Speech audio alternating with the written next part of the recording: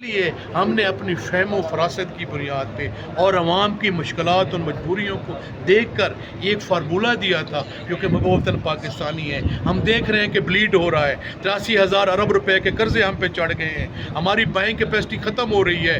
ہم جو ہے اگر یہ امریکہ اور ایران والی باری نہ ہوتی تو پتہ نہیں آپ کے ساتھ کیا حالات ہونے تھے جی. دو تہائی اکثریت والی حکومت کو کیسے ہٹا کے دو تہائی والی اکثریت والی تو 97 میں بھی تھی، وہ بھی چلی گئی تھی. دو تہائی والی اکثریت تو 90 میں بھی تھی، وہ بھی چلی گئی تھی. پاکستان کو چلانا ہے، اس ملک کو چلانا ہے، پاکستان کے عوام کو مطمئن کرنا ہے، پاکستان کے عوام کے مسائل حل کرنے ہیں. مجھے نہیں لگتا کہ دیکھیں جی سب سے بڑا یاسٹک کیا ہوتا ہے کہ آپ پرامن منصفانہ دیکھیں جی میں عوامی آدمی ہوں، منصفانہ غیر جانبدارانہ آپ الیکشن کریں جس کو وہاں ووٹ دیں. مستی خیل صاحب، اس کا فیصل طریقہ کار یہ ہے، اگر آپ وہ بھی ناگزیر وجوہات کی بنیاد پہ اگر آپ وہ فلفل نہیں کر پائے تو پھر وہ سسٹم کیسے چلائیں گے مجھے بتائیں. تو پھر اس کے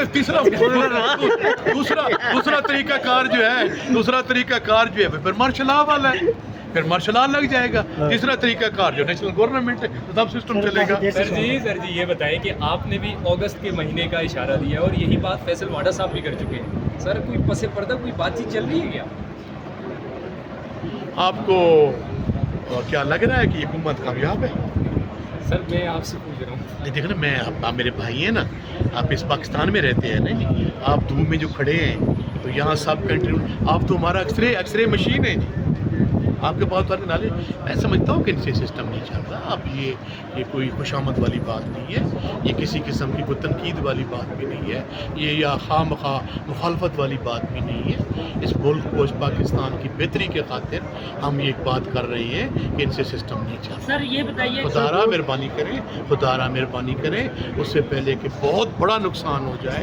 آپ جو ہیں وہ عقل کے ناخن لیں، آپ فہم و فراست سے، اور جو ہے پوری ہم قومی حکومت سے مراد یہ ہے کہ تمام پولیٹیکل پارٹیز پاکستان کے تمام سیگمنٹس آف لائف وہ ایک جگہ بیٹھیں گے، وہ مساق کریں گے اور پاکستان کو چلانے کی بات کریں گے کہ اگلے 20 25 30 50 سال کے لیے ہماری یہ پالیسیز ہوگی. ہمارا جو ہے قومی معیشت ہماری اس ڈگر پہ چلے گی، فورن پالیسی ہماری اس ڈگر پہ چلے گی، ہماری یوتھ کے لیے یہ پالیسیز ہوں گی، ہماری عام آدمی کے لیے یہ پالیسیز ہوں گی. ہم پورا ایک پیکیج دیں گے جی، ٹھیک ہے نا جی. بیٹھ کے ہیومن سچویشن کا حل تلاش کر کے دیکھے کہ اس ملک کو اٹامک پاور کو بھی تو چلانا ہے نا جی. جب ان سے نہیں چل رہا تو خواہ مخواہ یہ بیٹھے ہیں، یہ تو کہتے ہیں ہر دفعہ گولیاں مار کے ہمیں الیکشن جتا کے بٹھا دو. کون بٹھائے گا؟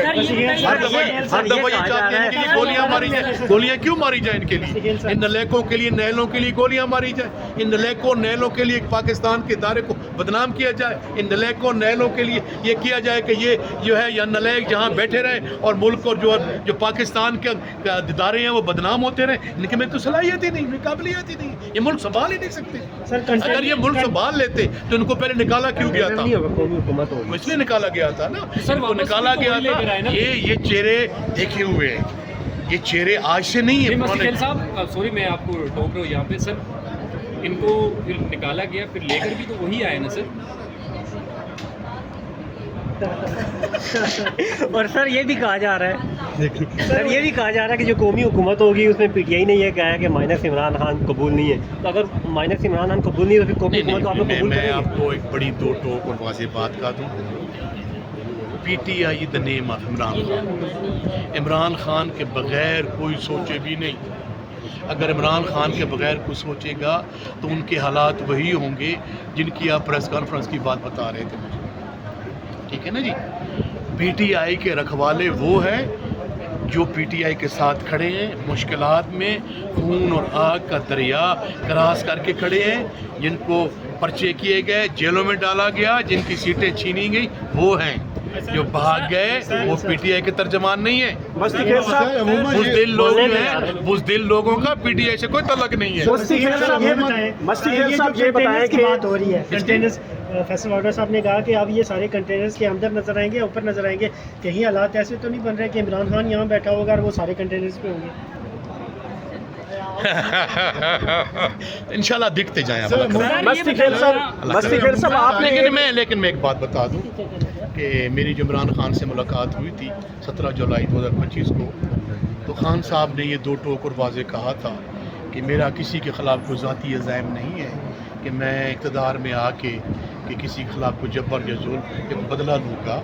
خان نے یہ کہا تھا کہ میں جو ہے وہ فتح مکہ کے ماڈل کو اڈاپٹ کروں گا, ہر کسی کے لیے معافی کا اعلان ہوگا.